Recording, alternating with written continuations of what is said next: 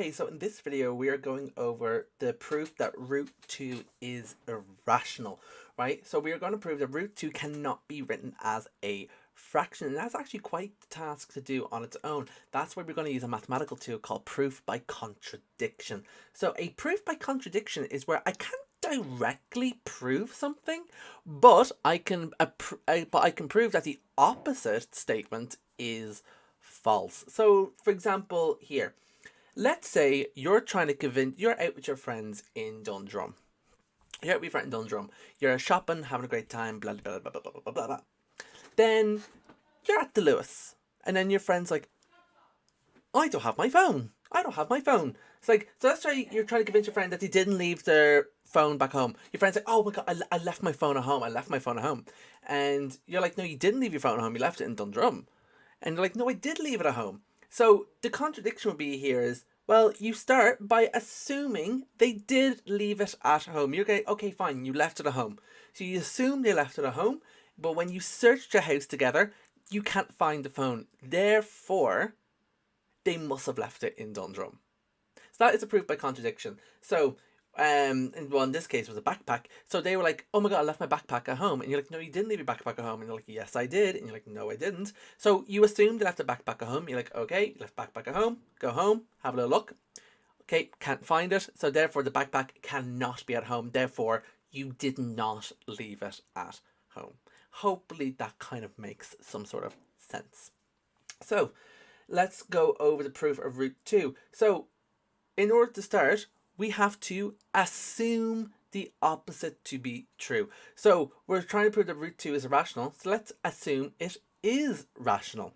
So root 2 can be written as a fraction.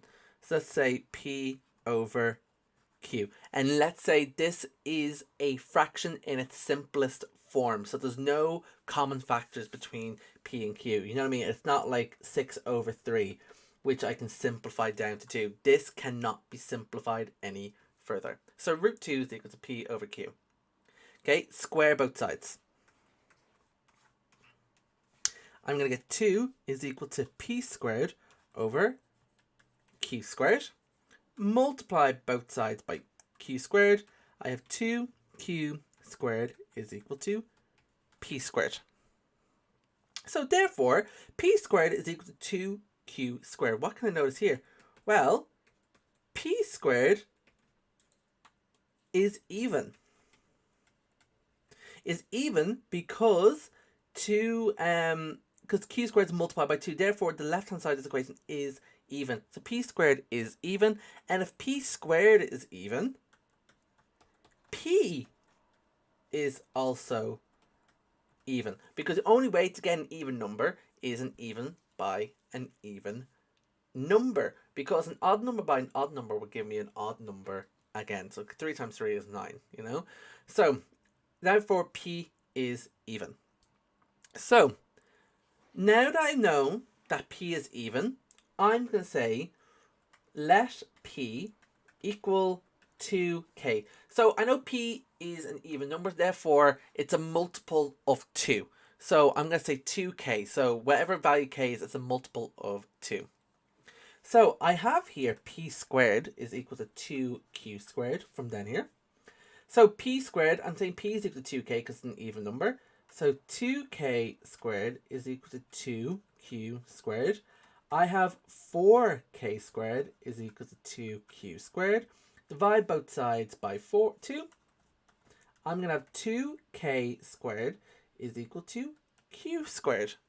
And what I've just proven here, well, q has to be an even number as well, because it is an even number because 2 times k squared, therefore this left hand side is going to be even. So q squared is even.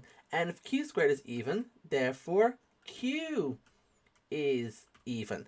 And now this is where we get into an issue, because if q is even and p is even, that means they do share a common factor. They will share a common factor because both of them are even. Like take for example, like 2 over 4. They both share 2, so that'll be 1 over 2.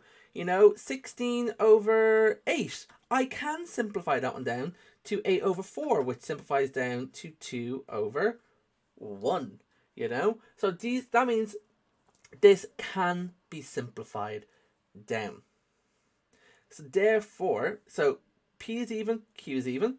So I'm just going to let Q equal to M, for example. So therefore, root 2 is equal to P over Q, which is equal to, and P is equal to 2K. Q is equal to 2M. Root 2 then is going to be equal to 2k over 2m, because both of these are even number, and that can be simplified down. It has a common factor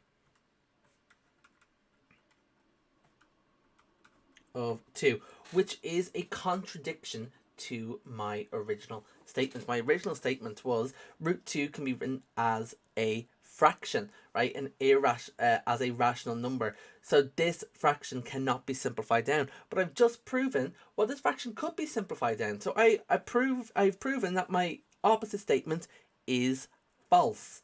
So hence, root 2 is not rational.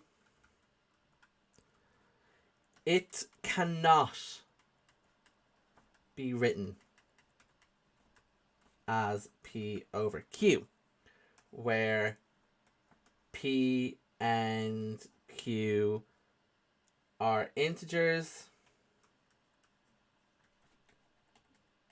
with no common factors, right? And that is the proof of root 2, and you just need to learn that off for the exam if they do ask you to prove root 2. You just need to learn the mathematics off and the little conclusion here, and that's it, right? So you assume, so root 2 is irrational. You assume the opposite is true, so you assume that it is rational. And then you've proven, well, it can't be written as this fraction, because no matter what I do, this fraction should be able to simplify. And therefore, I've proven that it cannot be written as a fraction. So I've proven that the opposite statement is false. Therefore, my original statement must be true. It is very confusing to get your head around. So if you are struggling with it, just learn off the proof and you're going to be A-okay. And I hope this video was some help to you guys. And I'll catch you guys later. Bye.